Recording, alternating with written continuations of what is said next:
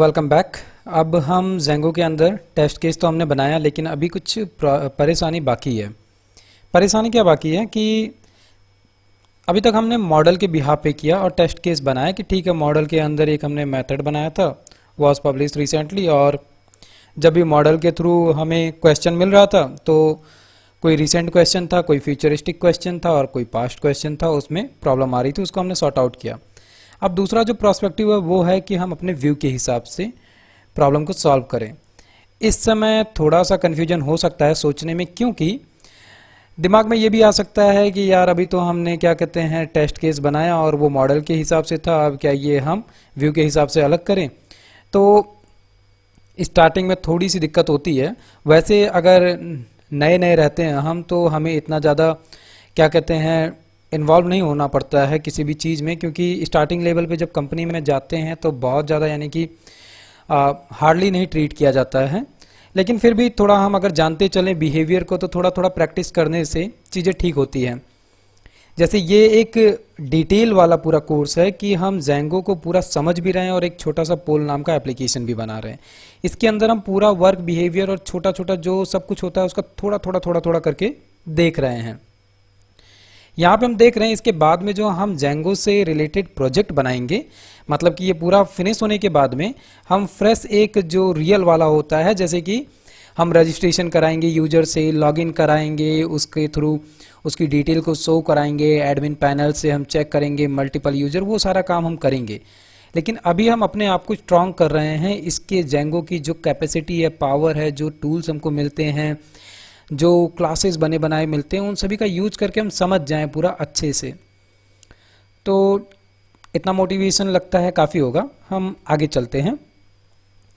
ये ज़रूरी क्यों है, ये भी सवाल उठता है। ज़रूरी इसलिए है क्योंकि अभी तक हमने जो यहाँ पर किया है ये तो ठीक है, मॉडल के हिसाब से किया, लेकिन जैसे ही हम अभी ब्राउज़र पे रन करेंगे हमारे पोल्स वाले एप्लीकेशन को, तो वहाँ पे दिक्कत क्या है, हमने अभी तक कोई वेरिकेटिंग नहीं दी है। कि जैसे मान लो कि हम एडमिन पैनल में जाके कोई एक क्वेश्चन बना लिया और उसका पब्लिकेशन डेट हमने सेट कर दिया आज से 1 महीने बाद का, तो दिखने का तो वो भी दिखना है और जो पुराना है वो भी दिखेगा। तो ये प्रॉब्लम है एक, कि इस केस में हमको ये चीज़ रोकनी है कि हर एक, जैसे कि जो फ्यूचरिस्टिक क्वेश्चन है जिसे अभी हमने पब्लिश नहीं करना है, वो हम नहीं चाहते हैं कि ब्राउज़र पे यूजर को दिखे। इसी चीज़ को हम रोकना चाहते हैं और इसी के लिए हमें व्यू के हिसाब से सोच के टेस्ट केस बनाना है।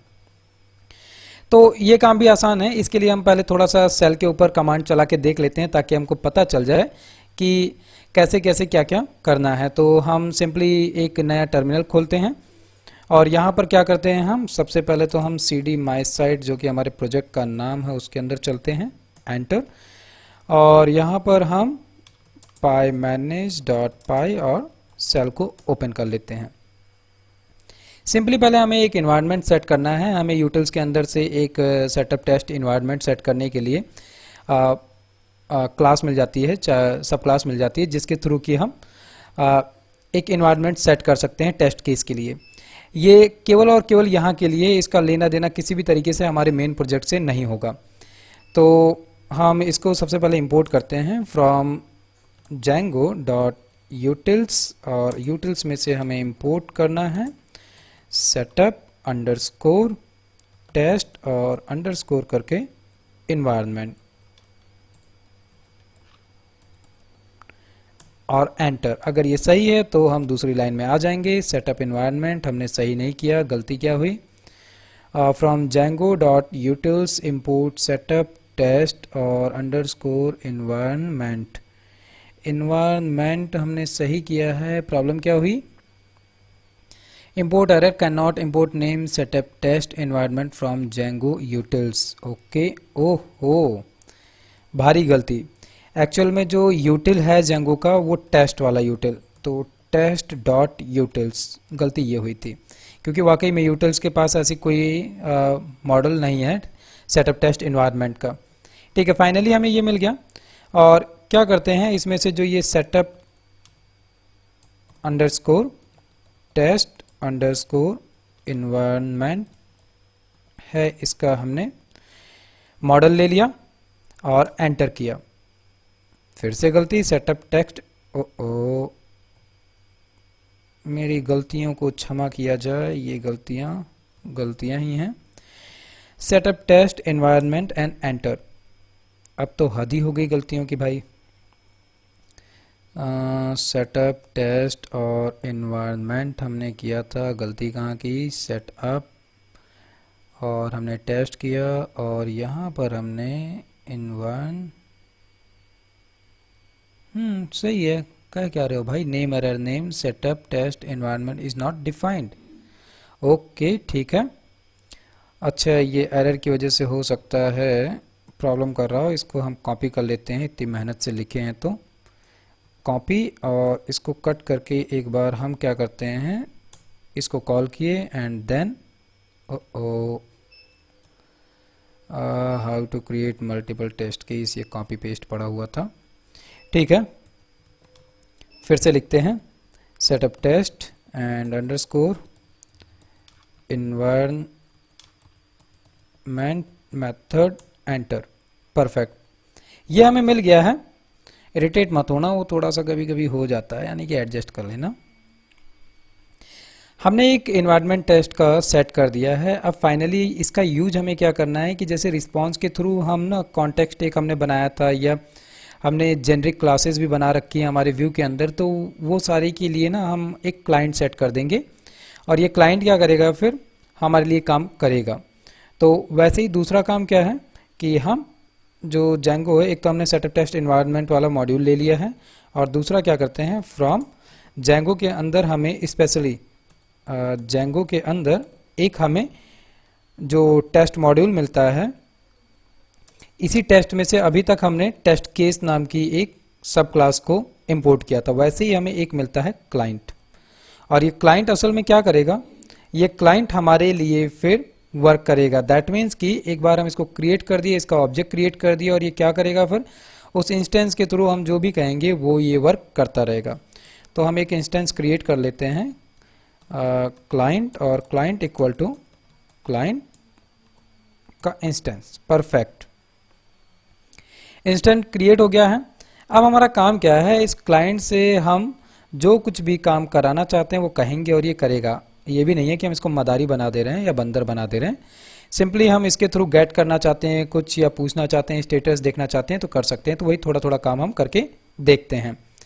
जैसे कि मान लो आपको याद ही होगा कि हमने सेटिंग के अंदर अपना इन्वायरमेंट सेट किया था, यूआरएल सेट किया था। यूआरएल के अंदर क्या है, हमको पूरा का पूरा यूआरएल तो मिलता है जो हम यानी ब्राउज़र के ऊपर लिखते हैं 127 डॉट करके पूरा यूआरएल, और उसके बाद में स्लैश करके हमारे एप्लीकेशन का नाम है पोल्स, और फिर स्लैश करके एंटर करते हैं तो हमें पोल्स वाला जो एप्लीकेशन है उसका इंडेक्स पेज का लुक मिल जाता है।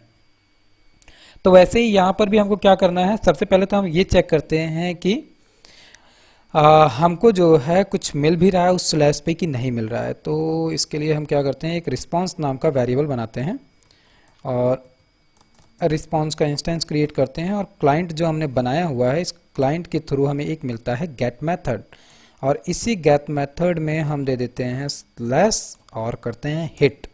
देखते हैं क्या देता है। सिंपली क्या क्या, नॉट फाउंड, मतलब कि इसको ऐसा कुछ नहीं मिल रहा है। अब अगर इसको ऐसा नहीं मिला, मतलब कि सबसे पहले हम क्या कर लें, हमारा स्टेटस चेक कर लें कि क्या कहते हैं हो क्या रहा है असल में यहाँ पर।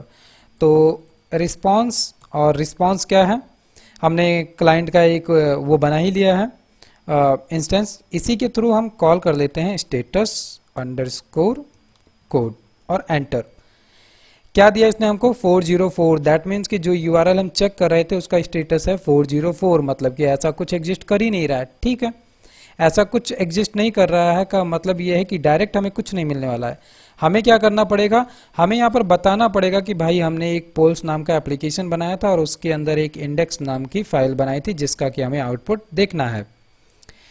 तो इसके लिए थोड़ा सा और काम करना पड़ेगा। करना क्या पड़ेगा, सबसे पहले तो हम जेंगो के यूआरएल्स को लें और django.urls मॉड्यूल में से हमें क्या लेना है, इंपोर्ट करना है, और इंपोर्ट हमें क्या करना है, रिवर्स को।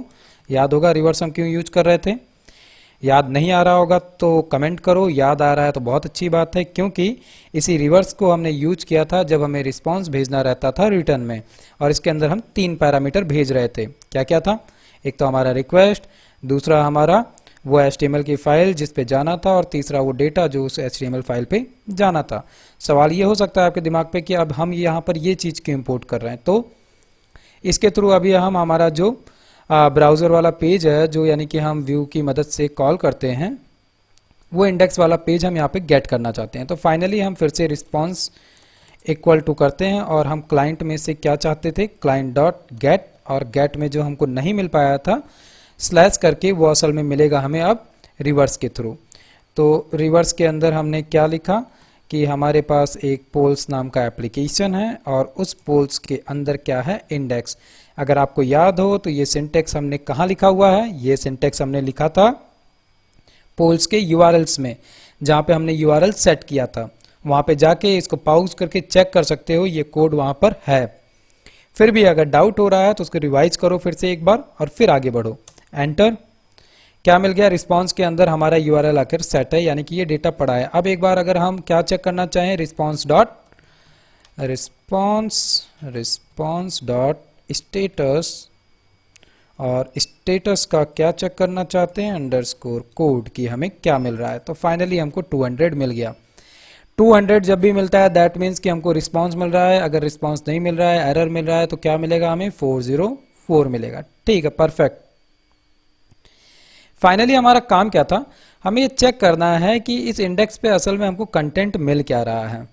तो फिर से रिस्पांस वाला हमने एक ऑब्जेक्ट क्रिएट कर ही रखा है, इसमें हमको एक मेथड और मिलता है, कीवर्ड मिलता है कंटेंट नाम का। एंटर किया। अब ये कहोगे कि ये सब क्या है, तो ये असल में हमारा पूरा का पूरा HTML के पेज का कंटेंट है जो हमें मिल रहा था।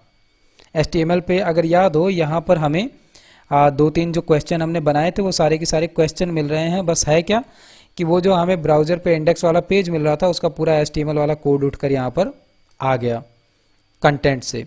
शायद अब थोड़ा सा इंटरेस्ट लग रहा होगा इसमें, तो इसको जाकर थोड़ा सा चेक करो कि असल में हमने किया क्या है फाइनली। लेकिन हमें ये कचरा नहीं चाहिए, जैसे कि ये पूरा हॉच पॉच दिख रहा है, हमें ऐसा नहीं चाहिए। हमें चाहिए है कि सिंपली अच्छे से व्यवस्थित तरीके से हमको कंटेंट मिल जाए। तो याद होगा क्या कहते हैं, जो इंडेक्स वाला index.html फाइल थी हमारी, जिसको हमने इंडेक्स जेनरिक मेथड के थ्रू भेजा था डेटा, वहाँ पर हमने रिसीव किया था लेटेस्ट क्वेश्चन लिस्ट के नाम से। अगर हम यहाँ पर जो अभी हमने काम किया क्या, response.content, इसी कंटेंट के अगर अंदर हम दे दें वही सेम चीज़, तो हमें ये चीज़ व्यवस्थित मिल जाएगी। तो latest underscore question underscore list, और यहाँ पर हमने बंद किया, और ये फाइनली हम क्या करते हैं, हिट। और ये भारी भरकम हमको फिर से क्या मिल गए, एरर मिल गए। क्या गलती की हमने, ओके सॉरी, कंटेंट एक्चुअली नहीं होता है, कॉन्टेक्स्ट था। ठीक है, क्योंकि हमने जो डेटा दिया था वो असल में हमने किससे दिया था, कॉन्टेक्स्ट नाम का एक हमने वेरिएबल बनाया था। इस चीज़ को हम चल के देख सकते हैं, कहाँ पर, व्यू के अंदर आए, और व्यू की फाइल खुल गई। जरा सा थोड़ी देर के लिए टर्मिनल को मैं मिनिमाइज करता हूँ। देख रहा है कॉन्टेक्स्ट, इस कॉन्टेक्स्ट के नाम से असल में हमें मिलेगा। अगर नॉर्मली पूरा डेटा चाहिए तो हम लिख सकते हैं कंटेंट, अदरवाइज क्या करना पड़ेगा, हमें लिखना पड़ेगा सिंपली यहाँ पर कॉन्टेक्स्ट। तो हम क्या करते हैं, कॉन्टेक्स्ट लिखते हैं और फाइनली हिट। बिंगो, क्या मिल गया, लिस्ट के फॉर्मेट में हमें हमारे तीनों क्वेश्चन मिल गए। अब इसको अगर वेरीफाई करना है तो डेटाबेस में क्वेश्चन वाला टेबल जाओ, जो जाकर देखो यहाँ पे ये तीनों क्वेश्चन पड़े हुए हैं। मेरे केस में मैंने 3 क्वेश्चन डाले हैं। अभी तक आप प्रैक्टिस में 2, 4, 10, 20, 50 जो भी डाले होंगे वो सारे यहाँ पर दिखने चाहिए। क्या ऐसा है, मैं कुछ ज़्यादा नहीं भूल गया? याद होगा कि हमने जो व्यू में किया हुआ था, असल में हमने जितना कुछ है उतना नहीं मांगा था। हमने यहाँ पर लिमिटेशन दी थी 5 की, ये रहा वो लिमिटेशन। मतलब कि मैक्स टू मैक्स हमें यहाँ रिस्पांस में केवल और केवल 5 क्वेश्चन मिलेंगे। ठीक है, तो छोटी छोटी चीज़ें हैं, थोड़ा ध्यान से सुनना ताकि ये चीज़ें याद रहें। ऐसा नहीं कि मैं कुछ भी बोल के भावनाओं में बह जाऊँ आगे और आप भी बस बहने दो। चीज़ें आपस में रिलेटेड हैं, गुत्थम गुत्थी है, थोड़ा सा इनको सोच सोच के करना जरूरी है। और थोड़ा सा जो कुछ हम यहाँ पर कर रहे हैं, जैसे ये सेल कमांड के अंदर हम कर रहे हैं, ये भी असल में हम एक्चुअल डेटा की ही बात कर रहे हैं जो हमारे डेटाबेस के टेबल में पड़ा हुआ है। तो वही गेट करके लेकर आना है हमें, हम गेट कर रहे हैं उसी को। लेकिन अब यहाँ पर दिक्कत क्या थी, दिक्कत ये है कि जितने भी पब्लिश क्वेश्चन थे वो सारे के सारे मिल गए। लेकिन यहाँ पे होना क्या चाहिए था, हम करीबन 27 दिन से इस कोड पे लगे हुए हैं और कोड कर रहे हैं, तो ये क्वेश्चंस जो हमको मिले ये कोई रिसेंट क्वेश्चन नहीं है, ये सारे के सारे पास्ट क्वेश्चन है, लेकिन हमको यहाँ पर मिल रहे हैं और यही है दिक्कत। ये हमें नहीं मिलने चाहिए थे, हमें रिसेंट क्वेश्चन मिलने चाहिए थे, या अगर कोई पब्लिश हो चुका है तो वो क्वेश्चन हमको जो फ्यूचरिस्टिक क्वेश्चन अगर है तो वो हमको फ्यूचर में मिलना चाहिए, यहाँ पर नहीं मिलना चाहिए। तो इसी चीज को हमें असल में क्या करना है, इम्प्रूव करना है। और यहीं पे क्या होता है, हमारे सेल का कमांड खत्म होता है। अब फाइनली हम क्या करते हैं, हम चलते हैं अपने व्यू के कोड पे। तो मैं इसको यहाँ पे मिनिमाइज कर देता हूँ। व्यू का कोड हम यहाँ पर पहुंच ही चुके हैं।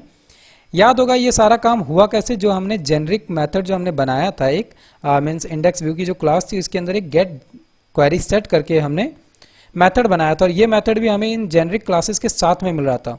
इसका काम क्या है कि बस ऑर्डर बाय के हिसाब से, पब्लिकेशन डेट के हिसाब से 5 क्वेश्चन उठा के लेकर चले आओ। ऐसा लेकिन नहीं करना है हमें, क्योंकि हमें सारे क्वेश्चन नहीं चाहिए, हमें वही क्वेश्चन चाहिए हैं जो अभी तक पब्लिश हुए हैं, जो नहीं हुए हैं वो नहीं चाहिए है। सवाल ये उठता है कि इसके लिए हम करें क्या। तो सिंपली जो हम टाइम वाला गेम खेल रहे थे अभी तक मॉडल्स के अंदर और टेस्ट केस बनाए थे, वही टाइम वाला खेल यहाँ पर भी हमें खेलना है। मतलब कि यहाँ पर सेट करना है टाइम कि कौन सा अभी रिसेंट का है, कौन सा पास्ट का है, कौन सा फ्यूचर का है। तो सबसे पहले इसके लिए हम क्या करते हैं, टाइम जो हमको चाहिए था वो टाइम हम यहाँ से ले लें, क्योंकि हमने व्यू वाले पे अभी कोई ऐसा काम तो किया नहीं था टाइम वाला कि जो हमको टाइम मिले। तो सबसे पहले हम क्या करते हैं, टाइम जोन हमें यहाँ पर चाहिए है, तो हम यहीं जेनरिक के नीचे ही टाइम जोन को ले लेते हैं। और ये हमें कहाँ से मिलता है, यूटिल से मिलता है। और यूटिल वाला मॉड्यूल असल में अभी तक हमने कहीं पर यूज नहीं किया है। तो from Django Django Django Django dot और जेंगो डॉट यूटिल्स, और इसमें से हमने किया इंपोर्ट, किसको इंपोर्ट किया, टाइम जोन को, ताकि इसमें से टाइम डेल्टा मॉड्यूल का यूज करके हम सेट कर सकें कि कितने दिन पुराना या कितने दिन आगे फ्यूचरिस्टिक होने पे वो पुराना या नया क्या क्या हो सकता है। फाइनली अभी हम केवल इंडेक्स की बात कर रहे हैं, तो इंडेक्स के गेट क्वेरी सेट पे आते हैं, क्योंकि रिस्पांस में यही हमें वो 5 क्वेश्चन दे रहा था। तो असल में प्रॉब्लम यहीं से शुरू हो रही थी और हमें सही इसी को करना है। तो यहाँ पे थोड़ा सा हम लिख सकते हैं कि अभी तक हम कोई भी 5 एग्जिस्टिंग लेटेस्ट क्वेश्चन रिटर्न कर रहे थे, और एक और लिखते हैं बट अब केवल जो रिसेंट या ओल्ड क्वेश्चन है वही रिटर्न होंगे, बाकी नहीं होंगे।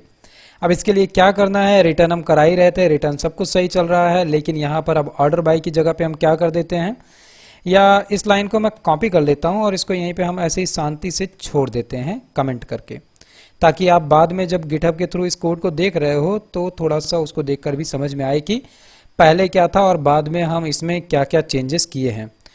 तो फाइनली यहाँ पर अब ऑर्डर बाय ऑब्जेक्ट का नहीं चलेगा, क्योंकि यहाँ पर अब हमें क्या करना है, फाइनली हम फिल्टर करना चाहते हैं कि डेट के बिहाफ पे केवल वही क्वेश्चन हमको मिले जो कि एक्चुअल में है, वो सब ना मिले जो नहीं है। तो फिल्टर लगाया हमने, और फाइनली फिल्टर के अंदर अब हम ये सब कुछ कट, अच्छा ये सब कुछ नहीं कट करते हैं, असल में हम ये पब डेट जो है इसको कट करते हैं। इसके अंदर फाइनली अब हमको मेथड चलाना है।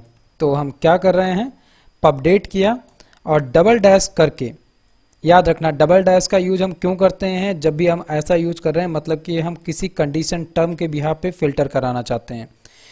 तो हम यहाँ पर यूज कर रहे हैं LTE, और LTE करके इक्वल टू हमने किया, ये क्या करेगा, जो भी पब्लिकेशन डेट है उसमें से जो कोई भी डेट हमको चाहिए है, ठीक है, और वो अगर पब्लिकेशन डेट अभी एग्जिस्ट कर रहा होगा केवल और केवल वही मिलेगा। और ये सब कुछ हमें कहाँ से लेना है, हमें ये सब कंपेयर करना है कि अगर टाइम जोन जो हमारा जो है और वो डॉट नाउ यानी कि अभी करंट की डेट है उससे। लेकिन अब सवाल ये उठता है कि ये हमने क्या किया कि pub date underscore LTE equal to time zone dot now, और इसके आगे अगर हम क्या करना चाहते हैं, इसमें ऑर्डर बाय लगाना चाहते हैं तो हम ऑर्डर बाय लगा सकते हैं। बस जरूरी क्या है कि वो ऑर्डर बाय हम लगाएंगे यहाँ पर डॉट करके ऑर्डर बाय, और ऑर्डर बाय के अंदर अगर हम वही सेम टू सेम चीज चाहते थे क्या कि पब्लिकेशन डेट के हिसाब से हमको लेटेस्ट 5 क्वेश्चन मिल जाए, तो हम ऐसे भी ये वाली लाइन लिख सकते हैं। असल में ये हम कर क्या रहे हैं, डायरेक्ट जो हम एसक्यूएल की क्वेरियां चलाते थे वही डायरेक्ट हम यहाँ पर फिल्टर के थ्रू ले रहे हैं कि ऑर्डर बाय भी कर दिया और टाइम जोन के करंट के हिसाब से हमने फिल्टर कर लिया और केवल वही डेटा ले लिया है। बढ़िया है। तो सवाल ये उठता है कि ये हमने जो क्या कहते हैं पबडेट और अंडरस्कोर एलटी किया है, ये क्या है। अगर आपको भी पता है या कन्फ्यूजन है या अपना कन्फ्यूजन दूर करना चाहते हो तो कमेंट करके बताओ अगर समझ में आ रहा है कि ये एलटी क्या है, या पहले इसको सर्च करो, इसके बाद में इसके बारे में बताओ कि ये असल में कर क्या रहा है। लेकिन अब इतना भारी ज्ञान हो जाएगा या सर्च करते हो कि नहीं करते हो तकलीफ हो जाएगी, क्योंकि आप आसानी के लिए तो यहाँ पर आए हो। तो असल में ये जो पबडेट है एलटीई, ये सिंपली क्या है कि जैसे अभी जो हम कंडीशन नहीं लगाते हैं कि लेस देन या इक्वल टू, उसी कंडीशन के जैसा ये काम करता है कि कोई भी डेट अगर वो लेस देन या इक्वल टू है किसके, जो अभी करंट डेट है उससे, तो उसी को हम क्या कहेंगे कि वो जो है वो क्वेश्चन हमारा अभी तत्काल में या तो पब्लिश हुआ है या तो काफ़ी पुराना है, लेकिन वो फ्यूचरिस्टिक नहीं है। वही चीज़ हमने यहाँ पे कंडीशन लगा दी कि अभी तुरंत के डेट से लेकर लेस देन या इक्वल टू की कंडीशन हो, उसी को हम यूज कर रहे हैं। तो इसके बारे में भी हम यहाँ पे लिख देते हैं ताकि आपको आसानी से ये समझ में आए कि पबडेट अंडरस्कोर एलटीई यूज किया है less than equal to condition के लिए। अब जैसे ये आपको देख के आसान लग रहा है, उसी तरीके से अपने तरीके से जो लिखना चाहो और इसके बारे में लिख सकते हो। फाइनली इतना काम हो गया है। अब ये हमने क्या किया है, अभी अगर हम चल के इसको चेक करेंगे तो फाइनली क्या होगा, हमको अब वही क्वेश्चंस मिलेंगे जो अभी तक पब्लिश हुए हैं, इसके आगे के नहीं मिलने वाले हैं। तो इस काम को तो हम यहीं पे स्टॉप करते हैं क्योंकि ये हमारा काम हो गया। अब जो दूसरा काम हमारा है वो क्या है कि इसके लिए फाइनली हमको टेस्ट भी तो बनाना है, क्योंकि अभी तक हमने टेस्ट नहीं बनाया है। अगर आपको याद हो, हमने पोल्स के अंदर बहुत सारा काम किया, लेकिन अभी तक हमने क्वेश्चन क्रिएट करने वाला काम कहीं नहीं किया है। हम एडमिन से डायरेक्ट क्वेश्चन क्रिएट कर रहे थे, या हमने डेटाबेस में डायरेक्ट एडमिन से डाला। अभी हमने फ्रंट एंड से कोई ऐसा सिनेरियो नहीं दिया कि अगर यूजर आ रहा है खुद से क्वेश्चन क्रिएट कर रहा हो या अपलोड कर रहा हो, नहीं। तो फाइनली करना क्या है, हम टेस्ट केस बनाएंगे कि कोई यूजर अगर किसी क्वेश्चन को क्रिएट कर रहा है और वो चाहता है कि वो 30 दिन बाद पब्लिश हो, तो ऐसे केसेस को हमें रोकना पड़ेगा कि कौन सा क्वेश्चन दिखाना है कौन सा नहीं दिखाना है। तो इसके लिए अब फाइनली हमें टेस्ट केस बनाना है, और उसके लिए हमें कहाँ जाना पड़ेगा, हमारा test.py। इसके अंदर जैसे हमने क्या बनाया, क्वेश्चन मॉडल टेस्ट बनाए, वैसे ही अब फाइनली हम क्या करेंगे, आगे चल के हम हमारा जो जेनरिक क्लास हमने बनाई है, मतलब कि 3 अलग अलग जेनरिक क्लासेस हमने बना रखी है इसमें। तो इसमें से हम क्या कर रहे हैं, अभी बात कर रहे हैं इंडेक्स व्यू जेनरिक क्लास की। तो हम इसी जेनरिक क्लास के लिए बनाएंगे टेस्ट केस, और इस एक के बिहाफ पे फिर आप क्या कर सकते हो, डिटेल व्यू, रिजल्ट व्यू या वोट मेथड के लिए भी टेस्ट क्लास आराम से बना सकते हो। तो इससे आपको काफ़ी सारा आइडिया मिल जाएगा, और इन्हीं आइडियाज़ का हम यूज करके आगे चल के जेंगो का जब प्रोजेक्ट बनाएंगे तो वहाँ पर भी इसी तरीके से टेस्ट केसेस हम बनाएंगे, चाहे मॉडल का बनाना चाहें, चाहे व्यू का बनाना चाहें, या हम हमारे क्या कहते हैं टेम्पलेट के लिए बनाना चाहें। तो जाते जाते वीडियो अच्छा लग रहा है, कॉन्सेप्ट अच्छा लग रहा है, तो प्लीज़ अपना सपोर्ट दो और चैनल को सब्सक्राइब करो। हम ऐसी कम्युनिटी में हैं जहां पर कि हम एक दूसरे की मदद से चीज़ों को सीख रहे हैं, तो एक दूसरे की मदद से अगर चीज़ों को सीख रहे हैं तो एक दूसरे का सपोर्ट करना बनता है। साथ में अभी रिसेंटली मैंने VS कोड एडिटर का जो लेटेस्ट अपडेट आया है उसको भी मैंने पोस्ट किया है, उसको जाकर चेक कर सकते हो। और ये असल में सितंबर 16 को इसका लाइव एक सेशन होने वाला है VS कोड टीम की थ्रू, तो उसका लिंक भी वहाँ डिस्क्रिप्शन में मिल जाएगा। तो अभी रिसेंट में जो लोग देख रहे हो वो जाकर चेक कर सकते हो। और इस तरीके के लाइव सेशन से जुड़ना बहुत अच्छा है, क्योंकि अगर आप एक्चुअल में अपना करियर डेवलपमेंट में बनाना चाहते हो तो ऐसी कम्युनिटीज़ और ऐसे इवेंट से जुड़ने से आपके रिज्यूम को बहुत अच्छा हाइक मिलता है। प्लस अगर आप कंपनी में जाते हो और इस तरीके की चीज़ों को बताते हो तो ये उससे जाहिर होता है सामने कि आप बड़े ही क्यूरियस हो, और चीज़ों में इन्वॉल्व होना और इंडस्ट्री के बारे में और अच्छा समझना जानना आपकी क्यूरियोसिटी है। इसीलिए मैं यहाँ पर भी फोर्स कर रहा हूँ कि इस तरीके के इवेंट्स को कोशिश करो कि आप अटेंड करो। और वैसे भी अभी कोविड के टाइम में ज़्यादातर काम जो है वो ऑनलाइन हो रहा है, सिस्टम से ही हो रहा है। ज़्यादातर जो इवेंट होने थे वो सारे के सारे ऑनलाइन यूट्यूब जैसे बड़े प्लेटफॉर्म्स पे ही हो रहे हैं। तो आप इजीली नेट की मदद से इनसे जुड़ सकते हो। ऐसा भी नहीं है कि कहीं से कोई पास खरीदना पड़े या हमें कहीं किसी पर्टिकुलर प्लेस पे जाके उन्हें अटेंड करना पड़े। तो अगर चीज़ें आसान हुई हैं तो इनका हम इस्तेमाल कर सकते हैं। ठीक है, फिर हम मिलते हैं नेक्स्ट टॉपिक पे। तब तक इसका कोड करो और एक्सरसाइज करो, और जो भी कुछ R&D करने के बाद में नई चीज़ मिल रही है उसको भी शेयर करो मेरे साथ, ताकि मैं भी कुछ नया सीखूं। प्लस तब तक कोड करते रहो।